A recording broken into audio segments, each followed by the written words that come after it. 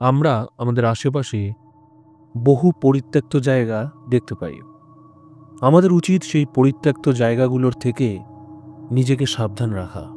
আজকের ঘটনাটাও এরকম একটি পরিত্যক্ত জায়গাকে কেন্দ্র করে। হ্যালো এভরিওয়ান, আমি অভিষেক, আপনাদের হোস্ট।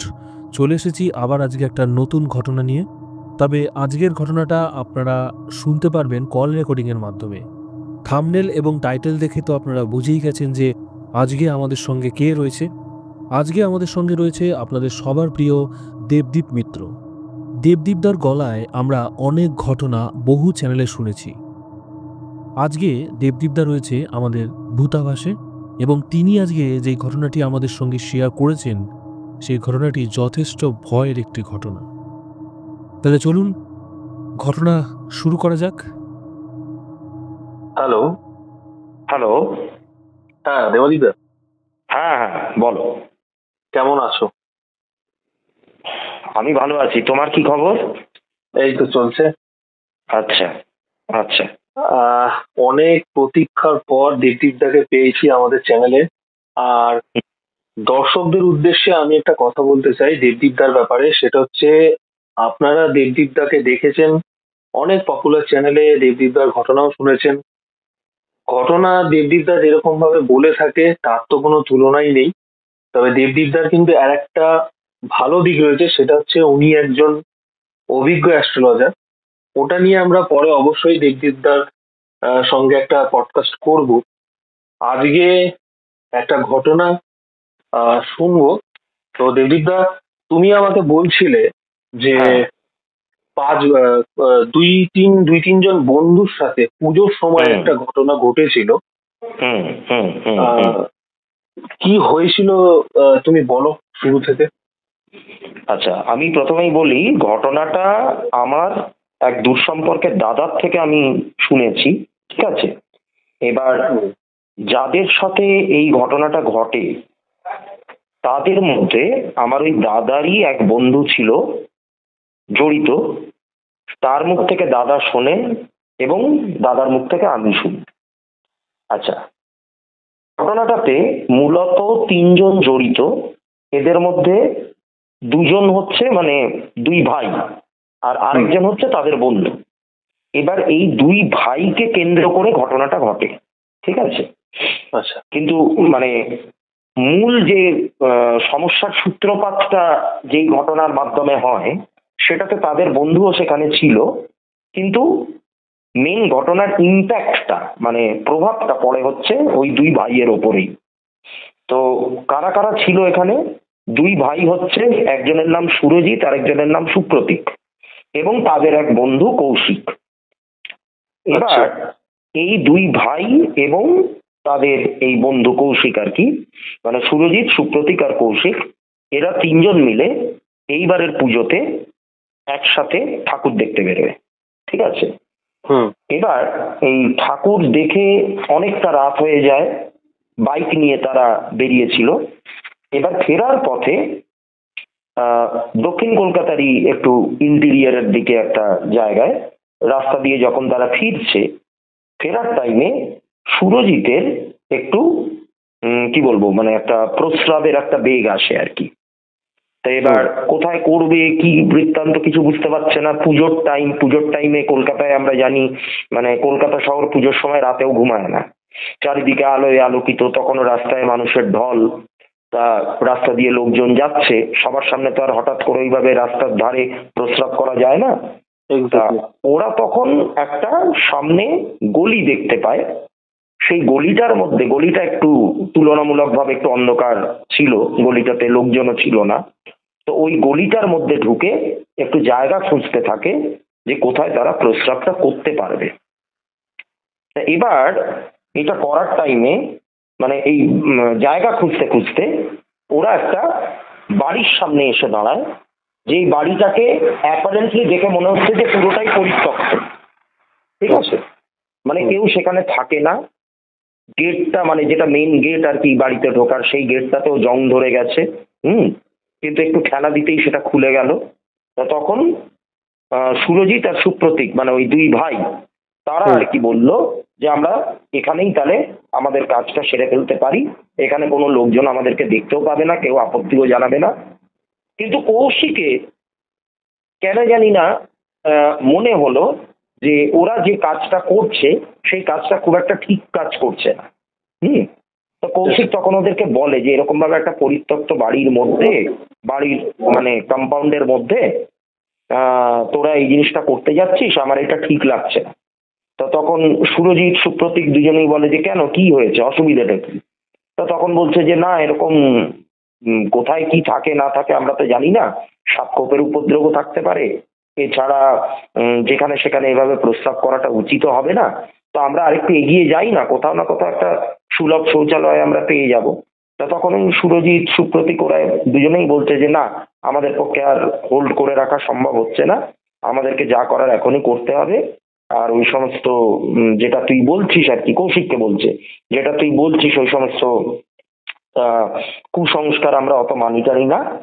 তা কৌশিকের কথা না শুনেই ওরা ওই বাড়ির কম্পাউন্ডের মধ্যেই উঠানের গায়ে আর কি প্রস্রাব করে। এবার করার পর ওরা বেরিয়ে এসছে ওখান থেকে, আর তো দাঁড়ানোর তো কোনো প্রশ্ন ওঠে না, বেরিয়ে এসছে।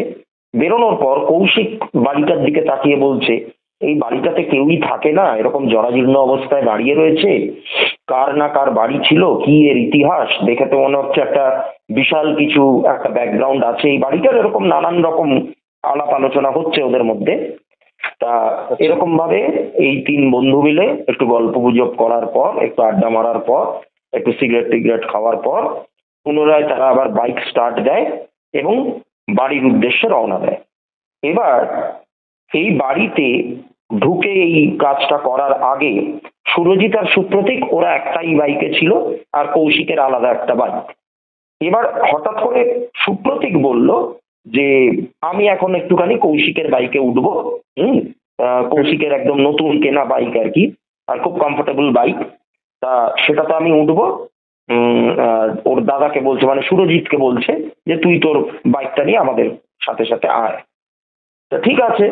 তা সুপ্রতীক উঠেছে কৌশিকের বাইকে, আর সুরজিৎ নিজের মতো বাইক চালিয়ে যাচ্ছে। এবার হঠাৎ করে মানে সুরজিৎ একটু আগে আগে যাচ্ছে, আর সুপ্রতীক আর কৌশিক তাদের বাইকে একটু পেছনে আসছে। তা গলিটার মধ্যে, মানে গলিটা তখনও তারা পেরোয়নি, মানে পেরিয়ে আবার বড় রাস্তায় আসবে, সেই গলিটা তখনও তারা পেরোয়নি।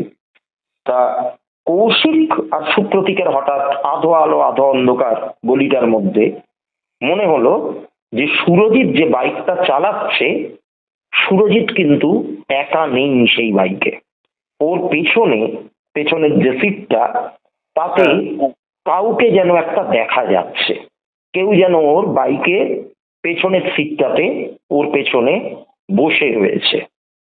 এবার অদ্ভুত ব্যাপার, কারোর তো থাকার কথা না, কিন্তু ওরা স্পষ্ট দেখতে পাচ্ছে একটা আবছা অবয়বের মতো কিছু একটা ওর পেছনে বসে রয়েছে, এবং সে বেশ মানে আকারে বেশ লম্বা, একটু দীর্ঘাকায়।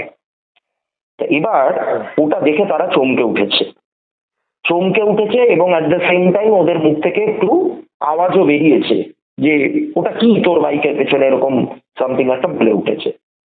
তা সুরজিৎ তখন ব্রেক চেপে বাইকটাকে দাঁড় করিয়ে দিয়েছে, কৌশিকও তাই করেছে। তা ওরা নেমে পড়েছে বাইক থেকে, সুরজিৎকে বলছে যে আমার মনে হলো, আমাদের মনে হলো তোর বাইকের পেছনে কেউ একজন বসেছিল।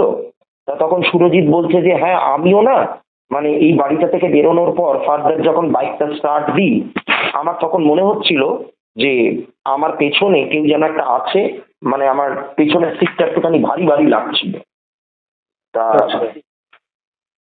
এবার যাই হোক, মানে এই ব্যাপারটা হওয়ার পর এরা তখন সাময়িকভাবে এটাকে আর সেইভাবে গুরুত্ব দেয়নি, ওরা বাড়িতে ফিরে আসে।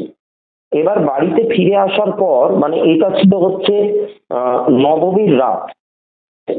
এবার বাড়ি ফিরে আসার পর মানে সেদিন ভোর রাত থেকে সুরজিতের একটু জ্বর আসে, ঠিক আছে, এবং সুপ্রতীকেরও মানে শরীরটা হঠাৎ করে কিরকম একটু ম্যাচ ম্যাচ করা শুরু করে দেয়, মানে শরীরটা খুব একটা ভালো ঠেকছে না, দুই ভাইয়েরই শরীর খারাপ।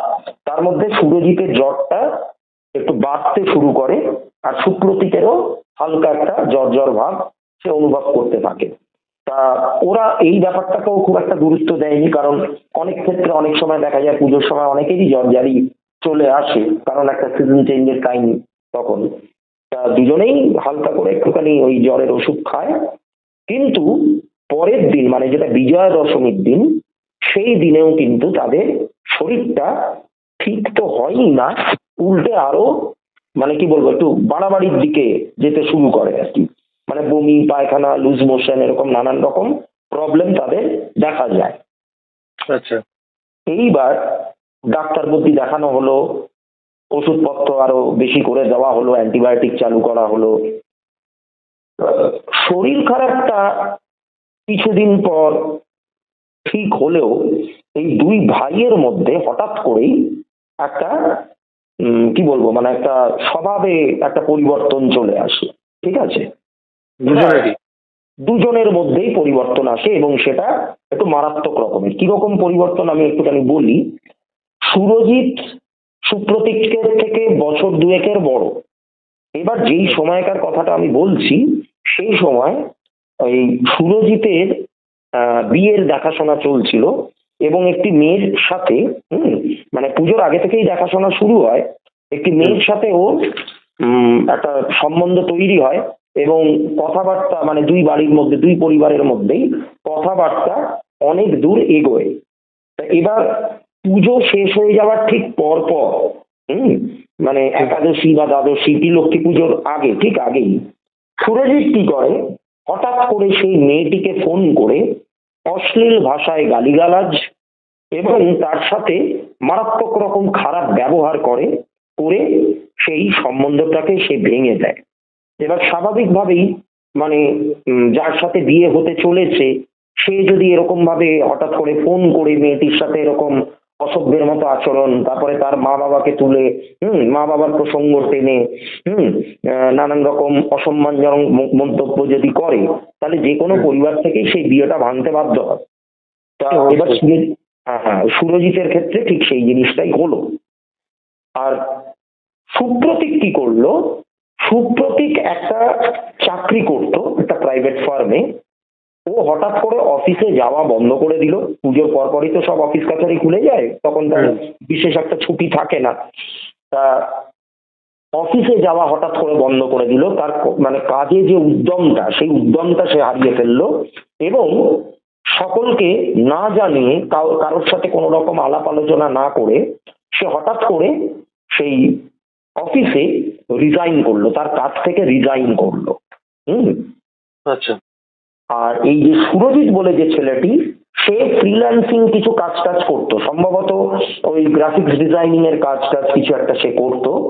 এবার সেও কিন্তু তার ক্লায়েন্টদের সাথে মিসবিহেভ করা শুরু করলো এবং তার ক্লায়েন্টের যে যোগাযোগ, যে কমিউনিকেশন গুলো যেগুলো আসছিল তার কাছে কাজ টাজ, সেগুলো কিন্তু অনেকাংশে কমতে শুরু করলো। অর্থাৎ দেখা যাচ্ছে যে দুই ভাই একসাথে একটা অর্থ সংকটের মধ্যে পড়লো। বুঝতে পারছো তো? এইটা গেল একটা ফেজ। এরপর যেটা শুরু হলো সেটা হচ্ছে ওই দুই ভাইয়ের মধ্যে অশান্তি। কেউ কাউকে একে অপরকে কেউই সহ্য করতে পারছে না। মানে দেখলে মানে দেখা মাত্রই তাদের মধ্যে একটা অশান্তি লেগে যাচ্ছে।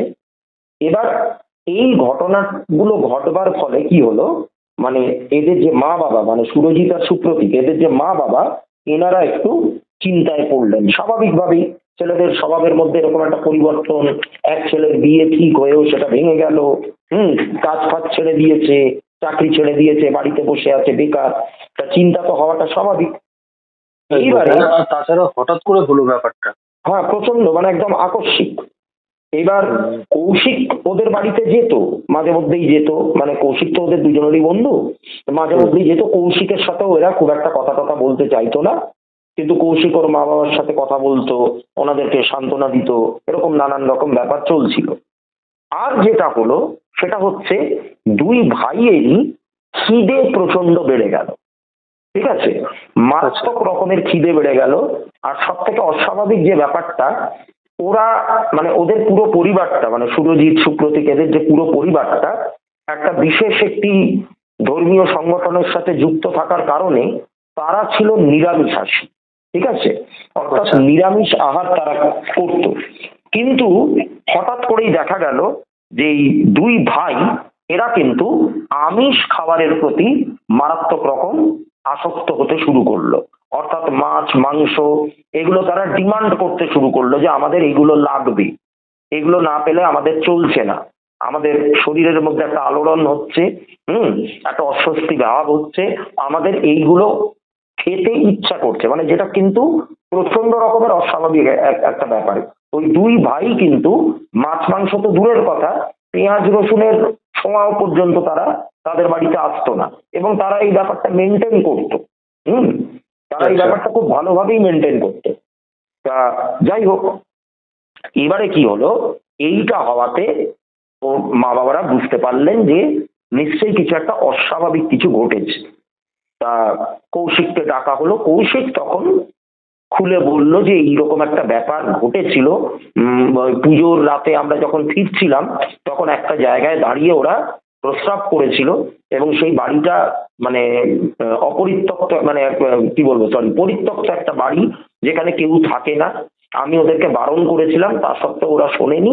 আমার কেন যেন মনে হচ্ছে ওখান থেকে কিছু একটা নেগেটিভিটি ওদের সাথে কিন্তু জুড়ে গেছে।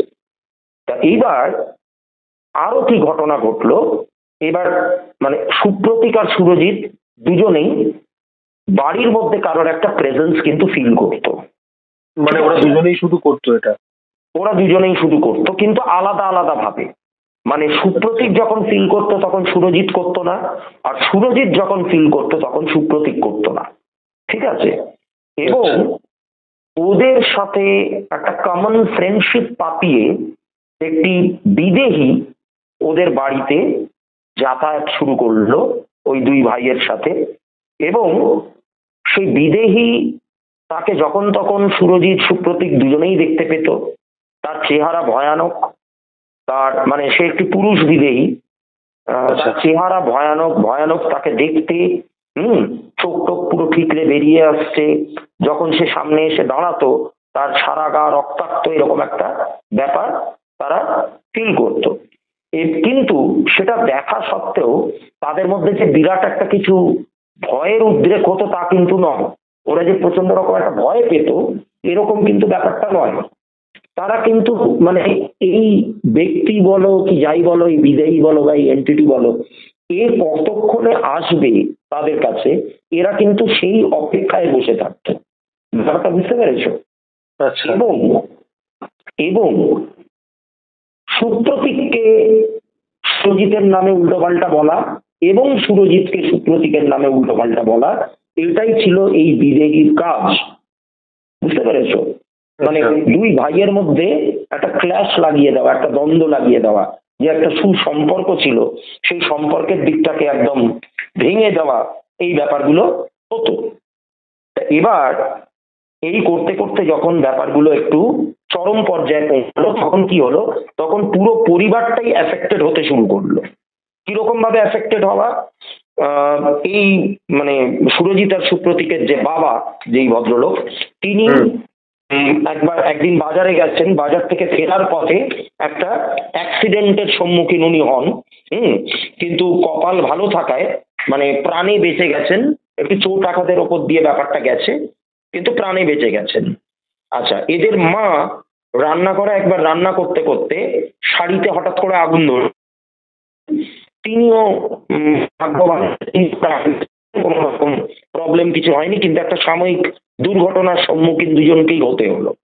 তারপরে কি হলো, পুরো পরিবারের ওপর একটা অর্থ কষ্ট, একটা অর্থাভাব, ঠিক আছে, ধীরে ধীরে নামতে শুরু করলো।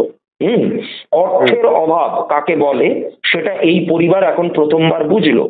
দুই ছেলে, তাদের চাকরি চলে গেছে, তাদের বাবা রিটায়ার্ড, সরকারি চাকরি তো করতেন না, একটা প্রাইভেট ফার্মে কোনো চাকরি টাকরি করতেন, পেনশনেরও কোনো ব্যাপার ছিল না ওনার।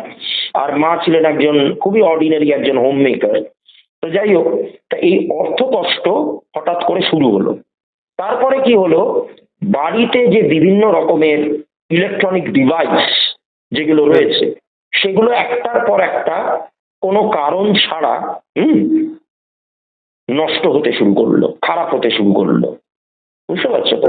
আচ্ছা এই যে ব্যাপারগুলো যেগুলো তোমাকে বলছি, এটা শুধু এই ঘটনার ক্ষেত্রে বলে নয়, এমনিতে কিন্তু কোনো বাড়িতে কোনো নেগেটিভ এন্টিটির প্রভাব যদি পড়ে, তখন এই জায়গাগুলো কিন্তু প্রথমে এফেক্টেড হয়। হুম, মানে আচ্ছা। সেটা তন্ত্রের দ্বারা প্রয়োগী হোক বা অন্য কোনো ভাবে তার একটা এফেক্ট আসুক, যাই হোক না কেন, এই ব্যাপারগুলো কিন্তু খুব কমন সিমটম। হুম, এই অর্থকষ্ট শুরু হওয়া, অর্থাভাব শুরু হওয়া, বাড়িতে ইলেকট্রনিক ডিভাইস খারাপ হয়ে যাওয়া, তারপরে বিভিন্ন যে সমস্ত তোমার ওই স্যানিটারি আইটেমস গুলো থাকে, মানে ধরো একটা কল কি একটা জলের পাইপ, হ্যাঁ, এইগুলো মাঝে মধ্যে লিক হয়ে যাওয়া, হুম, তারপর কল খারাপ হয়ে যাওয়া, কলের প্যাঁচ কেটে যাওয়া কোনো কারণ ছাড়া, এই ব্যাপারগুলো কিন্তু ঘটে। বুঝতে পেরেছো তো? আচ্ছা এদের ক্ষেত্রেও সেই জিনিসটা ঘটতে শুরু করলো। তা এবার যেই মেয়েটির সাথে ওই সুরজিতের বিয়ে ঠিক হয়েছিল, তার মা বাবা তো এখন পুরো বেঁকে বসেছেন যে এই ছেলের সঙ্গে কোনোভাবেই আমরা বিয়ে দেব না, এর যে এত অসভ্য আচরণ আমরা জানতাম না, হ্যানা ত্যানা এইরকম নানান রকম ব্যাপার। কিন্তু ওই মেয়েটির নাম ছিল সম্ভবত, আমার যতদূর মনে পড়ছে, ওর নাম ছিল হচ্ছে অঞ্জলি, হ্যাঁ রাইট। ওই অঞ্জলি বলে মেয়েটি, ও কিন্তু এই ব্যাপারটা সহজে মেনে নিতে পারেনি। ঠিক আছে, ও নিজেও বুঝেছিল যে ব্যাপারটার মধ্যে কিছু একটা গন্ডগোল আছে, কারণ সেই দিন সুরজিৎ যে ওকে ফোন করে ওর সাথে যে অভব্য যে আচরণটা করে, ওর কোথাও গিয়ে একটা মনে হয় যে এইটা মানে স্বাভাবিক সুরজিৎ নয়, যেই সুরজিৎকে আমি এতদিন চিনেছি বা যে ক মাসের আলাপ আমাদের, তাতে আমি ওকে যতটুকু চিনতে পেরেছি বা বুঝতে পেরেছি, আমি এটুকু গ্যারেন্টি দিয়ে বলতে পারি যে এটা আসল সুরজিৎ নয়। সেদিন কিছু একটা অস্বাভাবিক ঘটনা ঘটেছিল, যার জেরে ও এটা করেছিল, বা এটা ওকে দিয়ে বলা যেতে পারে করানো হয়েছিল। ব্যাপারটা বুঝতে পারছো তো? আচ্ছা তা এইবার ওই মেয়েটিও আলাদা করে এসে ওদের বাড়িতে এসে ওর মা বাবার সাথে আবার যোগাযোগ করে। তা ওর মা বাবার তো এখন প্র্যাকটিক্যালি লজ্জায় মুখ দেখানোর উপায় নেই, হ্যাঁ, কারণ ওনাদের ছেলেই আর কি এর সাথে অসভ্যের মতো আচরণ করেছিল। কিন্তু ওই অঞ্জলি বলে মেয়েটি, সে তাও সবকিছু মেনে নিয়ে সবকিছু ভুলে গিয়ে এই পরিবারের দুর্দিনে এদের পাশে এসে দাঁড়ায়। এবার এই সুরজিৎ সুপ্রতীক দুজনেই একটা ঘোরের মধ্যে আছে। এ তো নিজেদের মা বাবাকেই চিনছে না বা মা বাবাকেই গুরুত্ব দিচ্ছে না, অঞ্জলি তো অনেক দূরের কথা। তো যাই হোক, সেই ব্যাপারগুলোকে ওরাও কেউ গুরুত্ব দেয়নি। ওরা এবারে ভেতরে ভেতরে ভেতরে আর কি একটা পরিকল্পনা শুরু করলো যে কিভাবে এই পরিস্থিতির মধ্যে থেকে বেরোনো যায়। হুম, তা ব্যাপারটা কিছুটা বৈজ্ঞানিক মতেও করা হলো। প্রথমটা একটুখানি বিজ্ঞানের সাহায্য নিয়ে, মানে সাইকিয়াট্রিস্ট বা সাইকোলজিস্ট এরকম নানান রকম দেখানো টাকানো হলো, কাউন্সেলিং হলো, কিন্তু কোনোভাবেই কিছু সুরাহা করা গেল না। এবং নানান রকমের যে টেস্ট হয়, সেই মেডিকেল টেস্টেও কিন্তু অস্বাভাবিক কিছু ধরা পড়লো না। ডাক্তাররাও কিন্তু বেশ অবাক হলেন যে এরকম কেন হচ্ছে, কেন মানে এটা হওয়ার পেছনে মূল কারণটা কি। তো এবার সবকিছু হওয়ার পর যখন কিছুই ধরা পড়লো না, তখন অটোমেটিক্যালি তন্ত্রের সাহায্য নেওয়া বা এরকম কোন একজন বিশেষজ্ঞ যারা এই সমস্ত কেসেস হ্যান্ডেল করে, কারণ কৌশিকের বলা কথাটা তো কেউ ফেলতে পারছে না যে ওরকম একটা জায়গায় গিয়ে প্রস্রাব করার পরে এগুলো তো করতে নেই, যেখানে সেখানে এরকম দুমদাম করে করা উচিত না। তা যাই হোক, তা এবার ওরা খোঁজ খবর নিয়ে ওই মেয়েটি আর কি, মানে ওই অঞ্জলি বলে মেয়েটি, সেই একজনের সন্ধান বার করলো, তার একজন পরিচিত কারোর থেকে একটা রেফারেন্সে একজনের সন্ধান বার করলো করে সেই ভদ্রলোকের কাছে এনারা সবাই গেলেন। এবার কৌশিক তো পুরো ব্যাপারটা ওনাকে খুলে বলল। বলার পর ওই ভদ্রলোক বললেন কৌশিককে যে যেহেতু তুমি একটুখানি সুস্থ স্বাভাবিক আছো আর তুমি সেই দিন রাতে ওদের সাথে ছিলে, তুমি কি একটু জায়গাটা চিনে আমাকে সেই জায়গাটাতে একটু নিয়ে যেতে পারবে? ওই ভদ্রলোক বললেন আর কি। কৌশিক বললো যে হ্যাঁ আমি পারবো, আমাদের বাড়ি থেকে খুব একটা যে দূরে তাও না, বাইকে করে গেলে অন্তত ওই খুব বেশি হলে 8 ঘন্টা লাগতে পারে, তার বেশি না।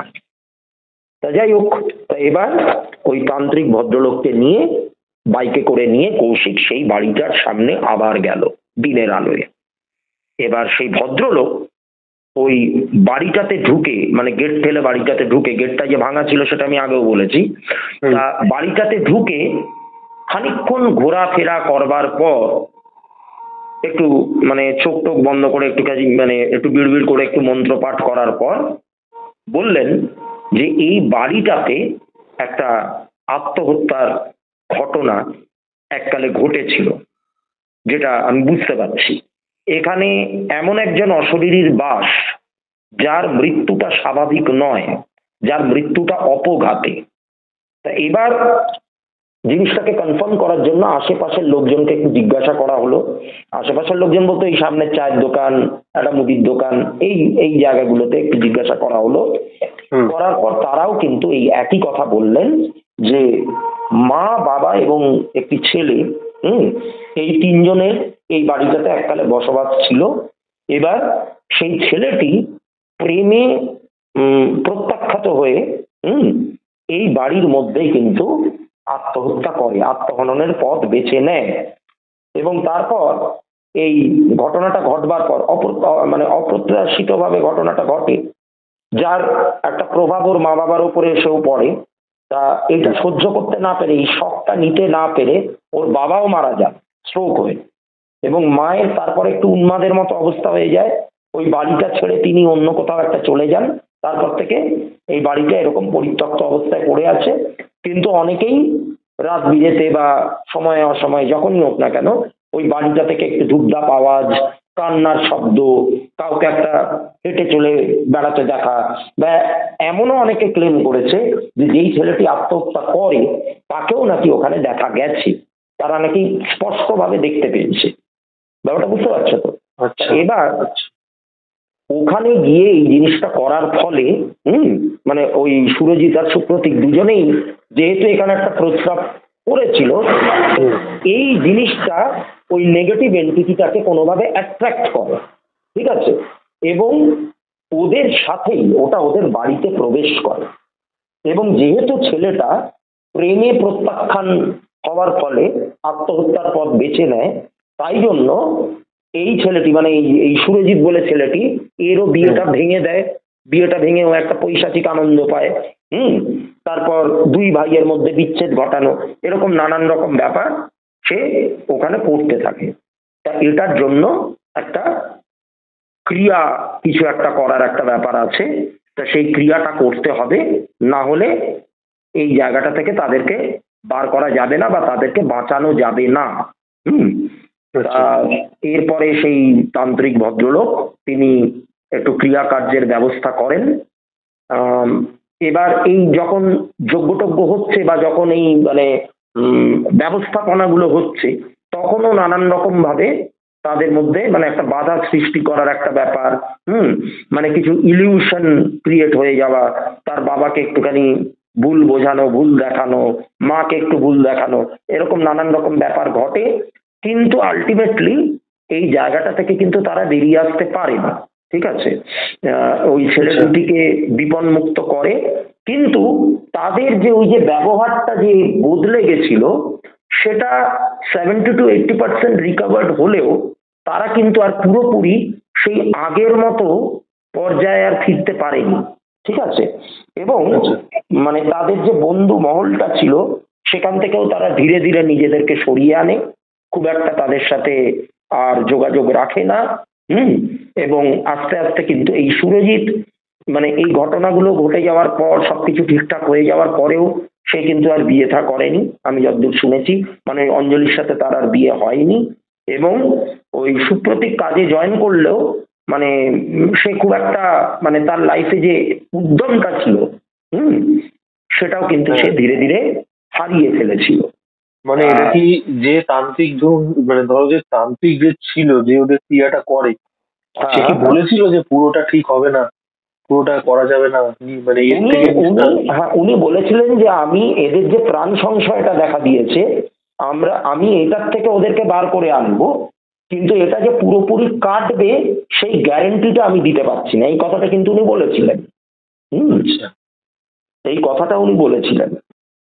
আচ্ছা, তা এটাই হচ্ছে ঘটনা। মানে এখানে আমি একটাই কথা বলতে চাই, এই যেখানে সেখানে এই থুতু ফেলা বা এই প্রস্রাব করা, এই ব্যাপারগুলো না করাটা উচিত না। মানে আমরা তো সব কোন জায়গায় কি আছে না আছে আমরা তো জানি না।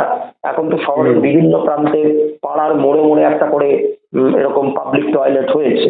তা সেই সমস্ত জায়গায় গিয়েই এগুলো করা উচিত, যেখানে সেখানে এগুলো না করাই ভালো।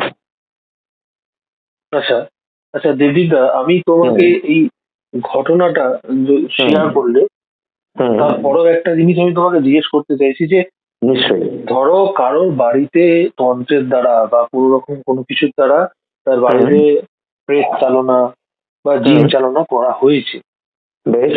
তুমি অ্যাজ এ অ্যাস্ট্রোলজার হুম, তুমি এই ব্যাপারে কি সাজেস্ট করবে যে তার থেকে বেরিয়ে আসার জন্য অ্যাস্ট্রোলজি কি এটার থেকে বেরিয়ে আসার জন্য কোনো রকম সাহায্য করতে পারে? দেখো, অ্যাস্ট্রোলজি প্রত্যক্ষভাবে করতে না পারলেও আমি অ্যাস্ট্রোলজির সাথে আরো একটা জিনিসের সাথে যুক্ত, সেটা হচ্ছে এঞ্জেল হিলিং। ঠিক আছে? তো এই এঞ্জেল থেরাপির মাধ্যমে এই নেগেটিভিটি গুলোকে কিন্তু বাড়ি থেকে দূর করা যায়। হুম। মানে অ্যাস্ট্রোলজি দিয়ে তুমি ভূত তাড়ানো বা তোমার বাড়ির ওপরে কোনো তন্ত্রক্রিয়া হলো, সেটা অ্যাস্ট্রোলজি দিয়ে তুমি কিছু করতে পারবে না। হুম। তন্ত্রের ক্রিয়া হয় তুমি তন্ত্র দিয়ে কাটাতে পারবে, আর নয়তো অন্যান্য কিছু অল্টারনেটিভ হিলিং যে ব্যাপারগুলো হয়, যেমন রেইকি হতে পারে, এঞ্জেল থেরাপি হতে পারে, এগুলো দিয়েও তুমি কাটাতে পারবে। হুম। আচ্ছা আচ্ছা, অ্যাঞ্জেল অ্যাঞ্জেল হিলিং এর বা অ্যাস্ট্রোলজির মাধ্যমে কেউ যদি জানতেও চায় যে হ্যাঁ আমরা এগুলো ফেস করছি বাড়িতে, হয়তো তারা হুম, ছোটখাটো কিছু তারা বাড়িতে এরকম দেখছে যেগুলো হয়তো তাদের স্বাভাবিক মনে হচ্ছে না, হুম, হুম, তো এই অ্যাস্ট্রোলজি বা অ্যাঞ্জেল হিলিং এর দ্বারা, যেটা তুমি বললে রেইকির মাধ্যমে বা অ্যাঞ্জেল হিলিং হুম, এর মাধ্যমে বিশেষ করে, হুম। এগুলোর মাধ্যমে কি জানা সম্ভব যে কেউ যদি জানতে চায় যে হ্যাঁ আমাদের দেখো, বাড়িতে এরকম কিছু আছে? অ্যাস্ট্রোলজি দিয়ে জানা সম্ভব, অ্যাস্ট্রোলজি দিয়ে জানা সম্ভব এইভাবে: কোনো ব্যক্তির জন্ম ছকে হুম মঙ্গল আর কেতুর যদি একটা কানেকশন থাকে, ঠিক আছে, তাহলে বুঝে নিতে হবে যে কখনো না কখনো তার বাড়ির ওপর এরকম প্রয়োগ হতে পারে, বা তার ওপর আলাদা করে এরকম প্রয়োগ হতে পারে। মানে তারা এই ব্যাপারটাতে, কি বলবো, তাদের রেজিস্ট্যান্সটা একটু কম থাকবে, মানে চট করে তাদেরকে এই নেগেটিভিটি গুলো ধরে ফেলবে। তার মানে এই নয় যে এই কানেকশনটা যাদের নেই তাদের ক্ষেত্রে হবে না, তাদের ক্ষেত্রেও হতে পারে, কিন্তু এই কানেকশনটা যাদের থাকবে, মঙ্গল আর কেতুর কানেকশন, তাদের ক্ষেত্রে জিনিসটা আরো বেশি করে হবে, এবং তাদের উপর প্রয়োগ হলে পরে সেই প্রয়োগটা খুব সফলভাবে হবে। বুঝতে পেরেছো? আচ্ছা, তো তারা যদি এর জন্য কোনো প্রিকশন নিতে চায়?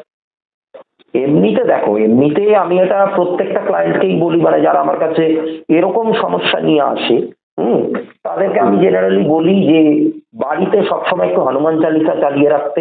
হুম। এটা মানে বাড়িতে কিছু ঘটুক বা না ঘটুক, হনুমান চালিসার একটা অন্য রকমের ক্ষমতা। হুম। তো এটা যখন খুশি তখন চালানো, চালিয়ে শোনা বা নিজে পাঠ করা, এগুলো করা যেতে পারে। আর যদি সাময়িকভাবে এরকম ভূত প্রেতের উপদ্রব কিছু হয়, তাহলে একাগ্র চিত্তে খালি রাম নাম নিয়ে যেতে হবে। মানে ব্যাপারটা আমরা ওই যে ছোটবেলায় বলতাম না, যে রাম নামে ভূত পালায়। হুম। এবং সেটাকে আমরা খুব মজার ছলে বলতাম, কিন্তু ব্যাপারটা নিছকই কিন্তু মজা নয়, এটা প্রমাণিত সত্য। এই নামের যে ভাইব্রেশনটা, সেটা অনেকাংশেই কিন্তু নেগেটিভিটিকে দূর করে।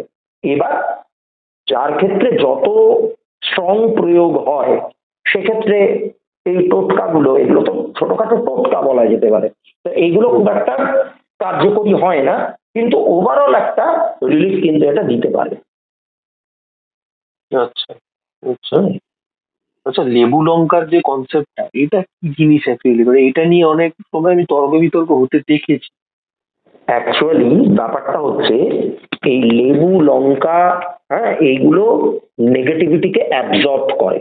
ঠিক আছে? এবং আচ্ছা, এই absorb লেবু করে। লঙ্কার ব্যাপারটা আমরা শুনেছি, মানে এটা খুব পপুলার, তাই জন্য এর সাথে আরো একটা জিনিসও আছে যেটা প্রচন্ড রকম নেগেটিভিটিকে অ্যাবজর্ব করে, সেটা হচ্ছে চাল কুমড়ো। এটা তুমি শুনেছো কিনা জানি না। না, এটা শুনলি? এটা শোনো, তো চাল কুমড়ো মানে ধরো এই তান্ত্রিকরা অনেক ক্ষেত্রে এটা করে থাকেন বোঝবার জন্য, যে এই একটা বাড়িতে নেগেটিভিটি আছে কিনা বা কোনো স্পিরিটের উপস্থিতি আছে কিনা, সেখানে একটা চাল কুমড়ো রেখে দিব। ঠিক আছে? সেই আচ্ছা। চাল কুমড়োটা কিন্তু 24 ঘন্টার মধ্যে, মানে সেই বাড়িতে যদি সত্যি নেগেটিভিটি থাকে, তাহলে উইদিন 24 আওয়ার্স সেই চাল কুমড়োটা কিন্তু একদম শুকিয়ে তার রং পুরো কালচে হয়ে যাবে। বুঝতে পেরেছো তো? আচ্ছা এইটা একটা। আর লেবু লঙ্কার যে কনসেপ্টটা তুমি বলছো, এটা অনেক তন্ত্র ক্রিয়ায় কাজে টাজে লাগে। মানে কাউকে বশীকরণ করা, বা অনেক সময় উইচক্রাফটেও অনেক ক্ষেত্রে এই জিনিসটার কিন্তু প্রয়োগ আছে, বুঝতে পেরেছো তো? তা এবার এইগুলো দিয়ে কি করা হয়, এগুলো ওই তোমার ক্রস রোডস যেগুলো, মানে ধরো 3 মাথার মোড়, 4 মাথার মোড়, সেখানে ফেলে রাখা হয়। ওই জন্য ওই সমস্ত দেখলে পরে বলা হয় যে ওগুলোকে পাড়াতে নেই, পাড়িয়ে ফেললে কিন্তু যেই নেগেটিভিটি দিয়ে ক্রিয়াটা করা হয়েছে সেটা যে পাড়ালো তার সাথেই কিন্তু সেটা লেগে যাবে, তার সাথে জুড়ে যাবে। এই ব্যাপারটা কিন্তু হয়। আর যারা ব্যবসার জায়গায় লাগানোর যে কনসেপ্টটা, ওটা তো একটা মানে কি বলবো, ওটা ভালো কাজের জন্য করা হচ্ছে। আচ্ছা ওটা তো ওই তেল সিঁদুর দিয়ে একটা ঝুলিয়ে রাখলো,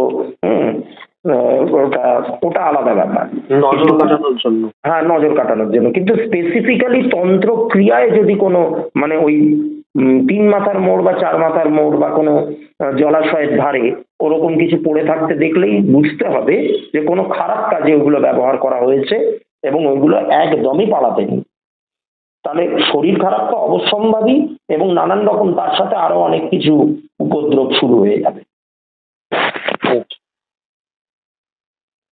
থ্যাংক ইউ দেবদীপ দা, অনেক ধন্যবাদ আমাদের চ্যানেলে তোমাকে আসার জন্য, সময় দেওয়ার জন্য। অনেকদিন আমার খুব ভালো লেগেছে, আমার যথেষ্টই ভালো লেগেছে। Thank you. আমরা এরপরে আশা করব যে তোমার সাথে একদিন সামনে বসে পডকাস্ট করার। নিশ্চয়ই। এবং আমি চাই যে সেটা পুরোপুরি যে তুমি যে অ্যাস্ট্রোলজিটা প্র্যাকটিস করো, ওই অ্যাস্ট্রোলজির ওপরই পুরো হোক পডকাস্টটা। আজকের তাহলে ভিডিওটা আমি এখানেই শেষ করছি, আজকের এই মানে কল রেকর্ডিং পডকাস্টটা আমি এখানেই শেষ করছি। ঘটনাটা তো খুব ভয়ানক ছিল। এই দর্শকদের উদ্দেশ্যে আমি একটা কথাই বলবো যে দেবদীপদার ঘটনা নতুন করে আর বলার কিছু নেই, নতুন করে আর জানার কিছু ব্যাপার নেই যে হ্যাঁ আপনাদের কেমন লাগলো।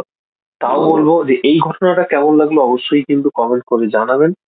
ভালো লাগলে লাইক, সাবস্ক্রাইব, শেয়ার অবশ্যই করবেন।